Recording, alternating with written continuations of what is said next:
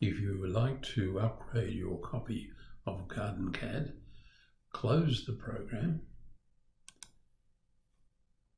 exit, and return yourself to the Windows desktop. Pop down here in the search box. You may find it associated with this tool, and the easiest way, if you find that Start tool, right click on it and up should pop this list and pick Installed Apps, and that will give you a list of applications or programs that have been loaded into this particular computer. I'm going to click here and uninstall GardenCAD. It runs our uninstall tool. You can also find that on the C drive in Applications. So we've removed the copy of GardenCAD on this particular computer. Let's close this window. We're assuming, of course, that you have backed up any valuable information that you've created while using GardenCAD. And for completeness, I'd start Windows Explorer and just make sure that you've removed all traces of GardenCAD.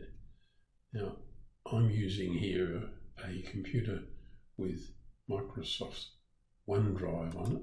So if we go into our personal, Keith is my username, personal, then into Documents, you'll see that GardenCAD is here. Some of the files for GardenCAD are there.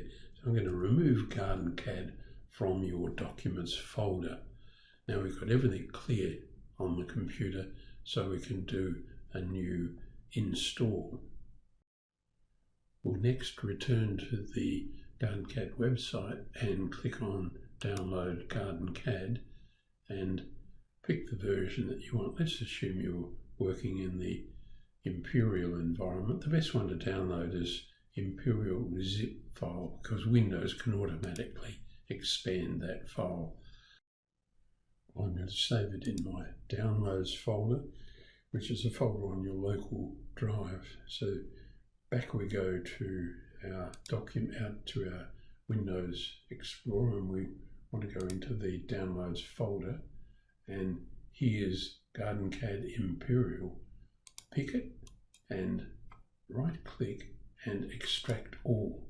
That will extract the GardenCAD zip file and should uncover a file called GardenCAD Imperial Setup, in this case, or metric, and we now want to run it. So we double click it. That should run. It's going to say unknown publisher. We just say yes, and I'm now installing, just accepting the defaults, and I should have a new updated copy of GardenCAD running on this computer, and we can launch it.